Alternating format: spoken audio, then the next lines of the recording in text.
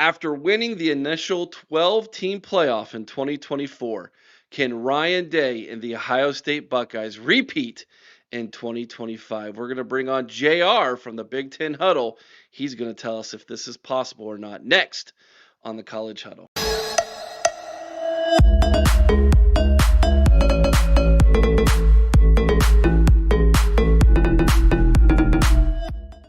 And welcome to the College Huddle, JR. Good to see you, my friend.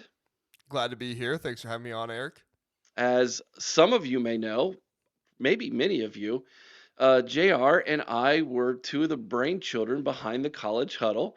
As you can tell, his Big Ten Huddle and the College Huddle have very similar names. This was by design at the time, a little over a year and a half ago. But JR, congratulations, man. The Big Ten Huddle's doing some bigger and better things, brother. Tell everybody about it. Yeah, man. So we're joining the Believe network. It's BLEAV, Believe. If you haven't heard of them, they're essentially a podcasting network, and they have a bunch of other stuff going on too. But a big reason why we're joining them is they are going to do a lot of the advertising for us, and so that's very helpful. And it was also very attractive that they were totally comfortable with us continuing to be a part of the College Huddle. The Believe does want to be the big sponsor, I guess you would say, but they still are going to be cool with us bringing on people from the College Huddle and everything else. And so with me and Eric starting this basically together and a lot of variety of things that the two of us do in different ways, this is something that I want to see flourish and succeed. And so if the Big Ten Huddle can continue to flourish and succeed by being with Believe, that's awesome. But even more awesome if we're able to keep our connection with the College Huddle and help different podcasters and everything else, because like you always say, Eric, it's not just a network, it's a community. It's all of us together working together, and that's something that I find really, really special about the College Huddle. Yeah, absolutely. So if you're one of those podcasts in the College Huddle that JR is talking about, and you get the opportunity to go on the Big Ten Huddle and take that opportunity, the more exposure you can get, the happier we are. That's what this community is all about: is helping everybody grow their individual podcast, and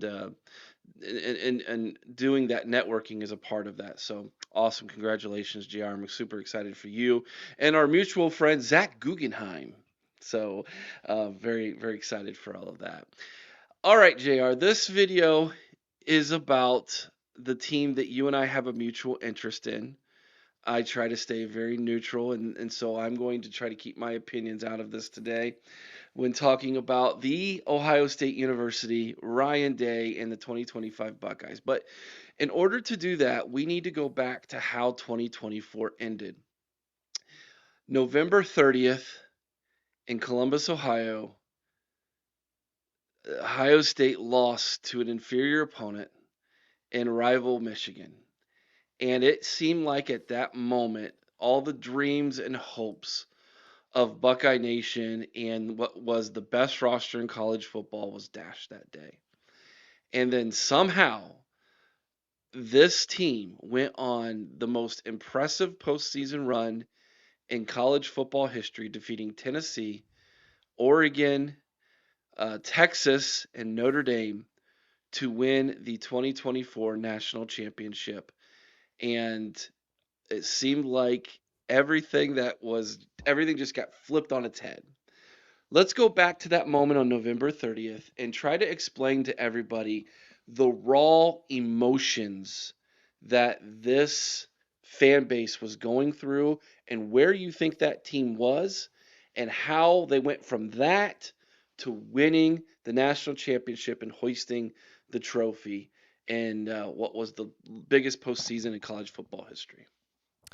Yeah, after that game happened, I literally tweeted out and said this is the darkest day in Ohio State history, which some Buckeye fans took exception to, and I get that. But I think when you took into account all of the expectations that were upon this team this season and the losing to Michigan a number of years in a row, for a lot of Ohio State fans, they wanted to feel rectified in the idea that Michigan had cheated and that was the only reason they were winning. You were never going to be able to make that argument ever again if Ohio State lost that game to Michigan, and they did. And so for a lot of Ohio State fans, including myself, it was heartbreaking. In addition to that, you also had a head coach that everybody maybe not everybody, but a lot of Ohio State fans wanted to believe in. Hmm. They wanted Ryan Day to do well. They saw the that he's a good guy, that he's not just one of those crazy coaches that'll kind of do whatever it takes and everything, but he genuinely cares about his players. Maybe you have a few differences and beliefs with him, but for the most part, I'm pretty sure everybody in college football could agree like Ryan Day is a good guy. And I Hmm. remember, I think it was Ari Wasserman wrote an article like, "Is Ryan Day too nice for college football?"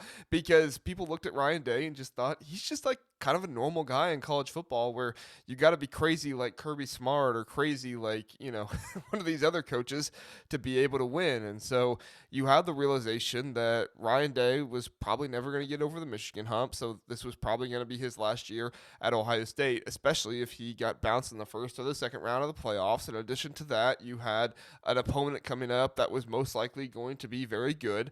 Tennessee had a very good season last year, and so that proved to be true with that. And then you had the fan base with so much infighting. Personally, as an Ohio State fan, that's what I dislike the most, is when the fan base has so much infighting and they are just completely at odds with one another. In addition to that, the 2025 class had a lot of parents that were involved in the fan base and kind of rooting on the team that year as well. And so when things started to go south after that game, you also had a lot of parents arguing with the fan base and defending Ryan Day. And for somebody like me who had defended Ryan Day for a long time, I really didn't know how to feel. I wanted to, just go scorch earth and talk about how terrible things were, and I did for on a show after it because I was emotional and it is what it is. But days later, I was thinking, what in the world can be done? And there has to be something that has to be done. But I didn't believe this team could win at all, and to me, anything less than winning at all was going to be a major disappointment last season. And when I got to that place and thought they're not going to win at all, you just felt the disappointment of the whole season not being what you wanted it to be, feeling for the players, feeling for Ryan Day and everything else. And as an Ohio State fan, having to lose for Michigan just one more season put that big sour taste in your mouth. So at least that's where I was, and the perception of where I saw the rest of the fan base. How did they go from that to winning the national championship? Culture, leadership. I mean, everything we heard after the fact was, and you didn't really believe it until the Tennessee game happened, but everything you heard after the fact was the culture of the team, the leadership of Ryan Day, the team meeting that was discussed. And I think that is going to be probably the single most important team meeting that will ever have happened in Ohio State football history. I don't know, Eric. You've been an Ohio State fan longer than I have, so maybe you can recall another team meeting that was more impactful than I that. But cannot. That was definitely number one.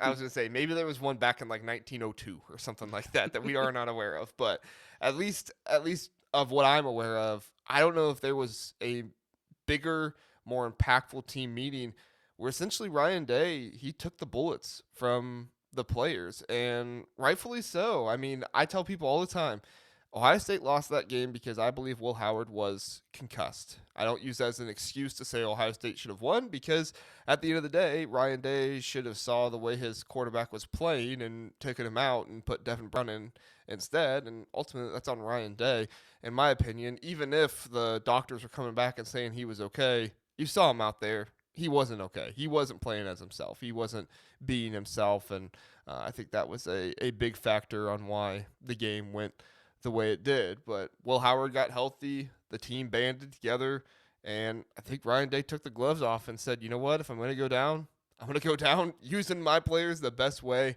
I know how. And, Eric, I watched that Tennessee game back the other day. That first drive did kind of feel like the Michigan game a little bit. Felt kind of like the gloves were on. And then once that pass happened to Jeremiah Smith to the corner of the end zone and he caught it, it was just a perfect ball from Will Howard.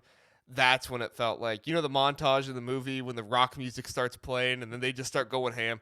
That's what it felt like. It felt like he kind of led up to that. And then once they hit that pass, it felt like Ryan Day and Chip Kelly were like, oh, yeah, we just got to let it loose. And they did. Mm. So they go on this epic run, blow out Tennessee, blow out Oregon in the Rose Bowl. Um, they beat Texas 28-14 down in the Cotton Bowl, and essentially what could be called a home game for Texas. But close game. It was 21-14 to the sack strip, scoop, and score for Jack Sawyer, which put the game out of reach and thus won the football game for Ohio State. And then it just kind of felt like the national championship game was kind of almost like a foregone conclusion. Ohio State goes on to have, was it 14, 12? I can't remember now. 12? First, 12 picks drafted in the NFL draft. I think it was 12, which It was tied a 14. record. Was it 14? Okay, thank Yeah. you.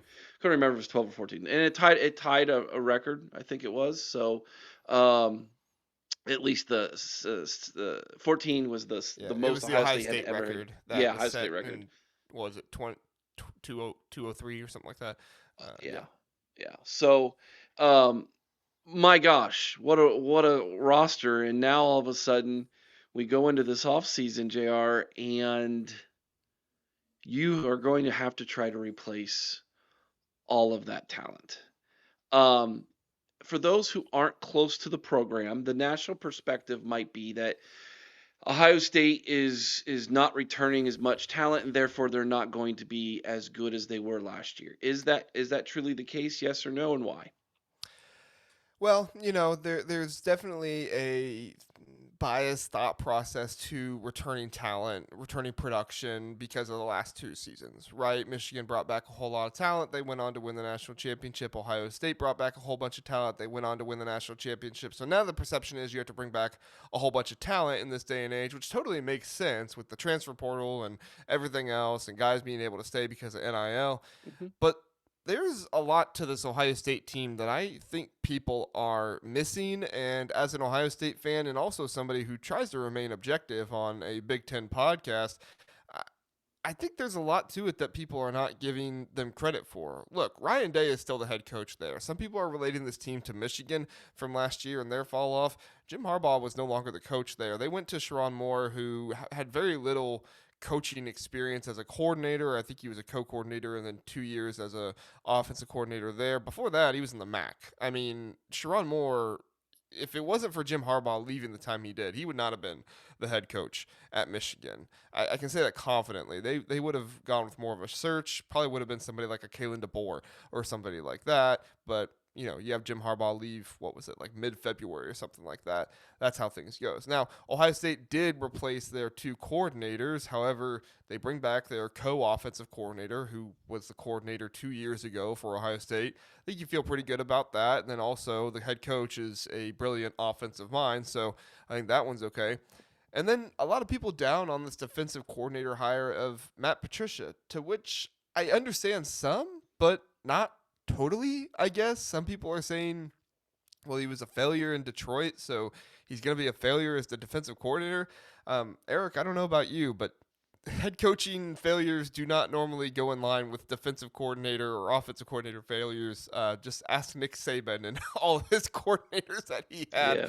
and brought in. Like, to me, that doesn't make any sense. So I'm much higher on the Matt Patricia hire than I think other people were. I did have some skepticism, but seeing the way he operates now, and I think for a lot of coaches, when they lose their coordinators, that's kind of where things trickle off for them, right? Kirby Smart lost Todd Monken and went to Mike Bobo, and Mike Bobo has not been nearly as good as Monken. Urban Meyer, when he lost, what was his name? The offensive coordinator for the Herman, national Tom championship. Tom Who was Herman. it? Tom Herman. Herman, yes.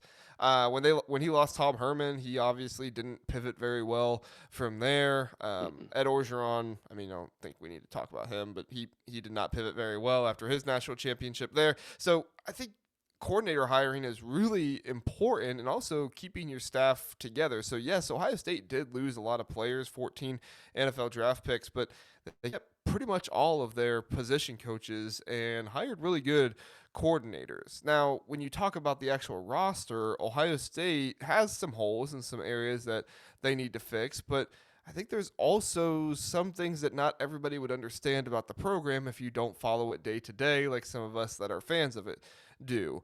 Ryan Day, prior to winning the national championship, was very guarded when he answered questions. It would oftentimes he would be asked a question and then he would kind of tail off and go to something different and not really answer the question. Nowadays, if he's answered a question, he pretty much answers it and is very transparent with his answer. And so people are taking his transparency about his lack of confidence in the depth of the defense interior of the defensive line as Ohio State just has no answer on the interior of the defensive line.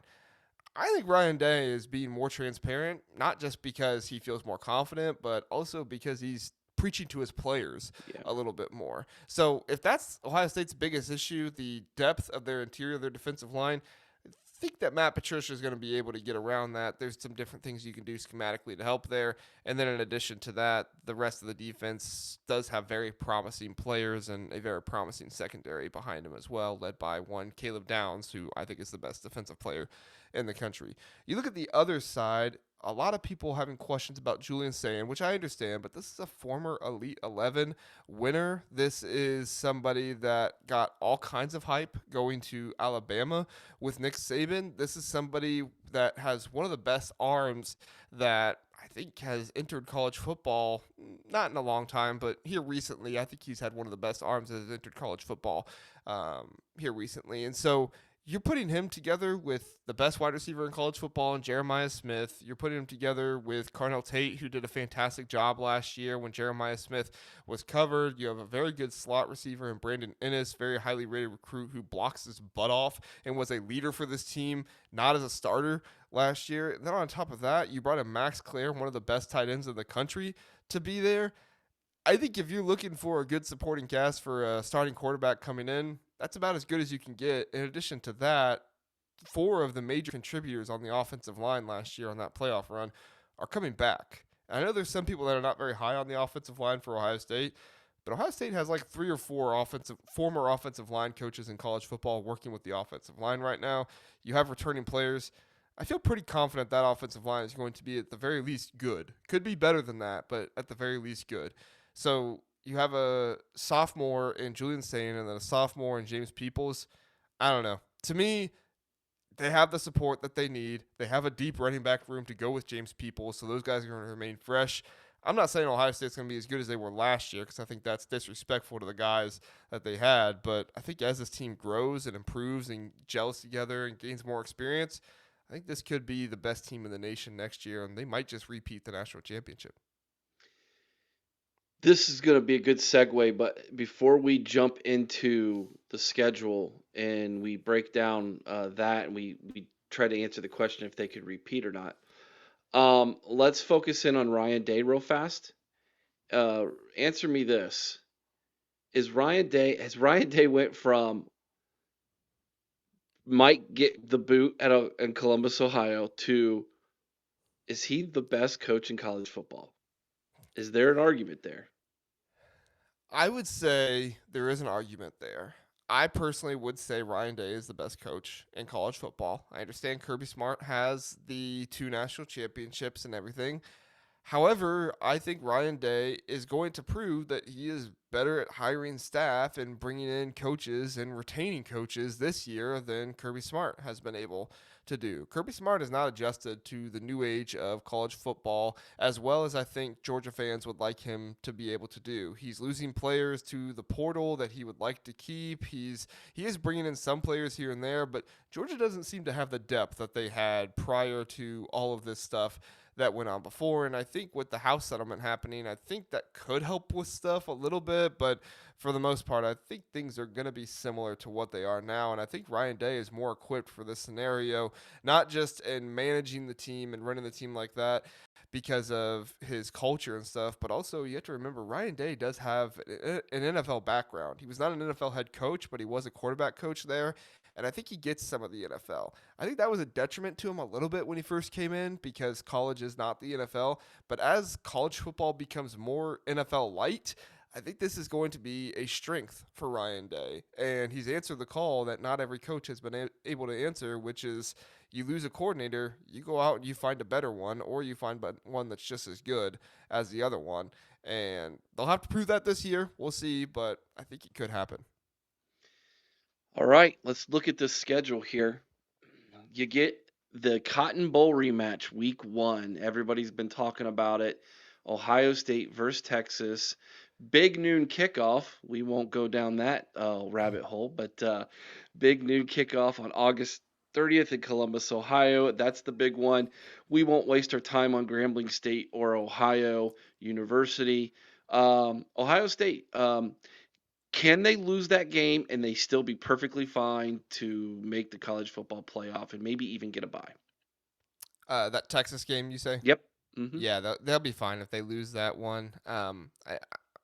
I think Ohio State has a good chance to win it. I think there's an aspect of that people are looking over, which is that I don't think Texas is going to be completely prepared for the defense that Ohio State puts out there. But Texas does bring back a number of good players, and Arch Manning obviously has some experience going into his first year as a full time starter. So I do think that's a big thing for them. And then Ohio State also gets it at home. So we'll see how that goes. But even if they lose that one, I think they still have a good shot of making the playoffs.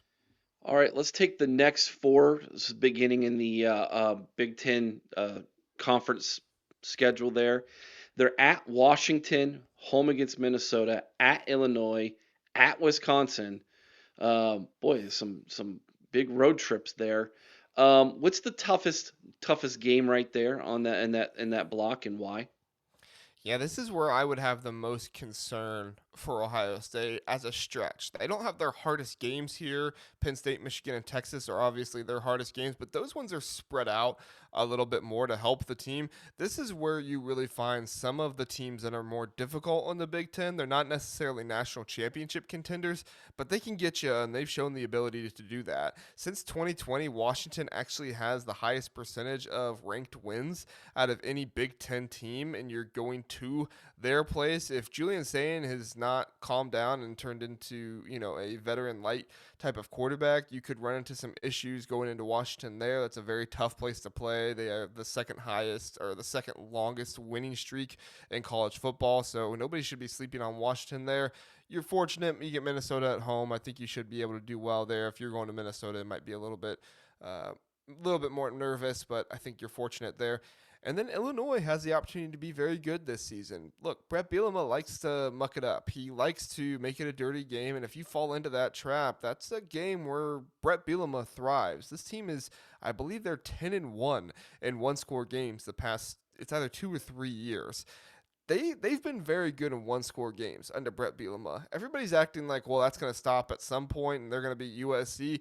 I think really good coaches perform really well in close games, and I think it's one of the reasons why you saw USC struggle in their close games last year was because I just don't think Lincoln Riley is all that good of a head coach. Fantastic offensive mind, does a fantastic job with quarterbacks, but in terms of managing the game and doing that stuff, he struggles. And I think that's where Brett Bielema thrives. So it's going to be imperative for Ohio State in that one. They actually pull ahead and kind of go further and build the lead, kind of like Oregon did at home. But that's harder to do on the road. And then, as we know, at Wisconsin, Luke Fickell, the connection with Ohio State there, he's going to be coaching for his life basically week to week. He's going to need to beat one or two of these big time teams. It seems like he gets every single week, and Ohio State could be that whale. We saw Oregon go to Camp Randall last year after a long stretch. This stretch isn't as long as what Oregon had to endure, but 3 road games in 4 weeks, that's difficult and definitely something the Buckeyes are going to have to be ready for. So, which one of those four games, as an Ohio State fan, are you most worried about, and why? I'm probably most worried about Washington just because of the timing. I'm not trying to sleep on Illinois at all. I think Illinois is going to be a good team, but I do think that you have the opportunity there to kind of, step on their throat and really go for it, kind of like you did against Oregon in the Rose Bowl. That's a possibility for them. Washington, it just makes me nervous with the road environment, how good they've been at home, how good they've been against ranked teams, and then obviously Julian's saying it'll be his first road game and definitely be a tough task for him. Second bye week on October 25th, and then they open the last month of regular season play at home against Penn State.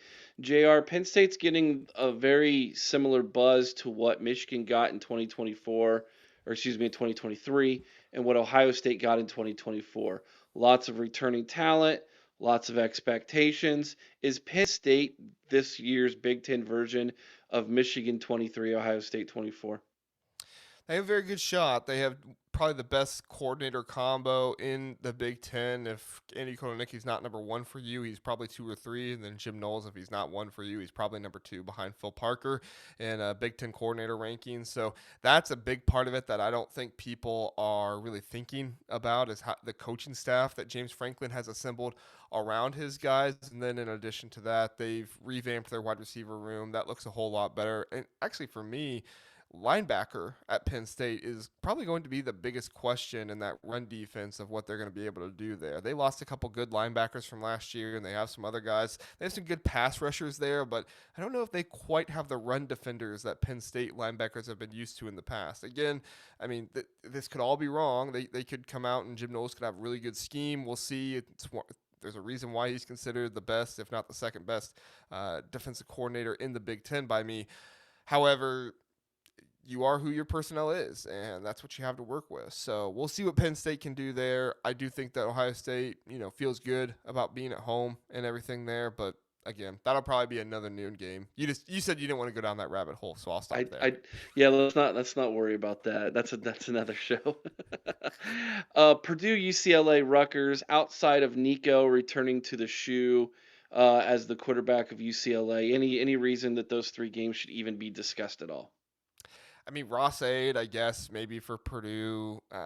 Maybe Barry Odom finds a little bit of magic there, but I don't envision anything happening there. Greg Schiano and Rutgers, they gave Ohio State a little bit of a scare a couple years ago, but that was also at Rutgers. And then UCLA, they did okay against Penn State on the road last year, but that's another West Coast team that's just traveling really, really far, and that might be a night game for Ohio State. And if that happens, they might have to learn the silent count. Then the big one, November 29th at the Big House. Michigan's got a 4-game winning streak against Ohio State. Um, as an Ohio State fan, it feels like this is the one game that you probably have circled where you say, Ryan Day, you need to show me something here in this game, correct? Yeah, last year I told myself I am never going to go into this game expecting to win again. I will say that Ohio State should win, but with the way things have gone recently, I'm never going to go into it and say, oh, yeah, no doubt, Ohio State wins this game, at least as long as Ryan Day is at Ohio State. Maybe another coach comes in and he's more of an Urban Meyer, type of guy or something that just throttles Michigan, and I feel confident about it again. But as far as I'm concerned, Michigan could be sanctioned to oblivion, and Sherrod Moore could not be coaching there, all this stuff, and I'd still be nervous about the game. That's just the way this rivalry goes, and Ryan Day is going to have to prove that, winning the national championship, his transparency, everything else that he's shown to improve on as a coach is actually going to continue to prove in this year because I mean, he's not going to get fired if he loses the game. Obviously, he just won a national championship last year, but there will be some very, very sour Ohio State fans if this game is not a W for the Buckeyes. The absolute basement floor for this team and the absolute ceiling is what? Floor is probably 9-3, maybe 8-4, but I think 9-3. And you've seen Ryan Day; he's gotten 10 wins every single year at Ohio State, so I don't think it's going to be. I don't think it's going to be anything lower than 9 wins, even with some tougher games on there. That could be problems. I mean, the ceiling is undefeated national championship. That's the ceiling for him. While I don't think it's going to happen, I think they probably lose to either Texas, Washington, or Michigan. Penn State, is probably in there as well. I don't see him going undefeated, but I could see him win the national championship. We'll see. Is 9-3 good enough to get to the college football playoff again? For Ohio State, yes. Okay. All right. There you have it, folks. That's some good info. It's good info for all of you. JR, as we look forward into this season as a Big Ten host and a Big Ten fan, let me ask you some big picture things here. The Big Ten has won back-to-back national championships in college football.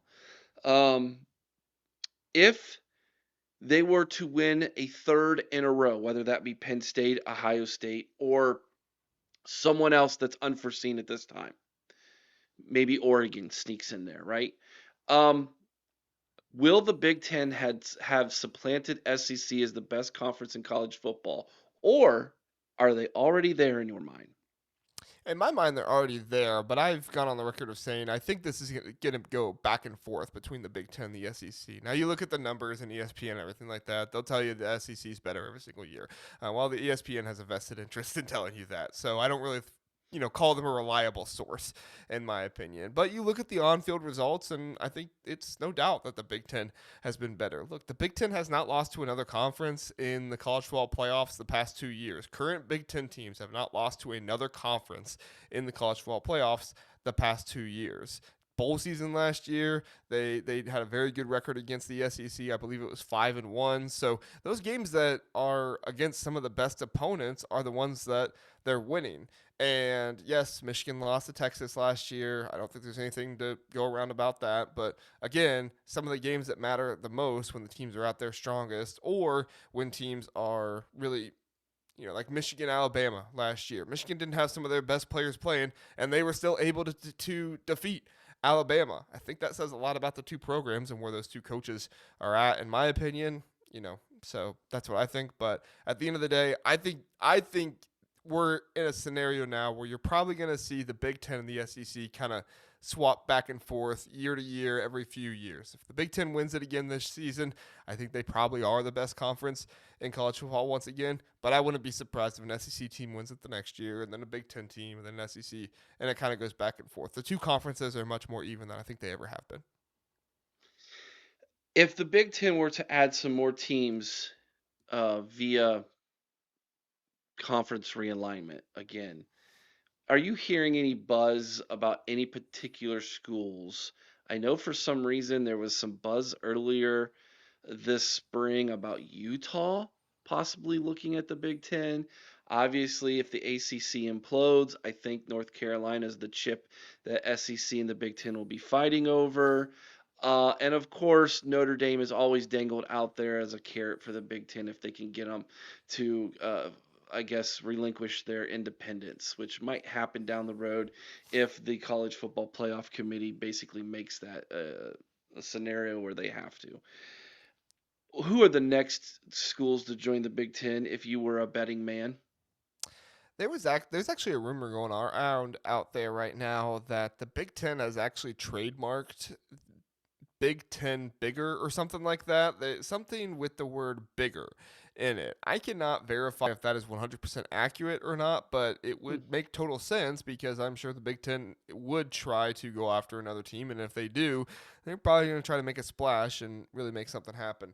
You're correct. Notre Dame is always the one that seems better. However, I mean, Notre Dame is not being challenged at all right now to go to a conference. And I think Notre Dame is going to have to be challenged in order to go to a conference. You're probably going to see some automatic bids and stuff like that. If the 4-4-2-2-1-3 happens, I think Notre Dame feels good enough they can still make it in.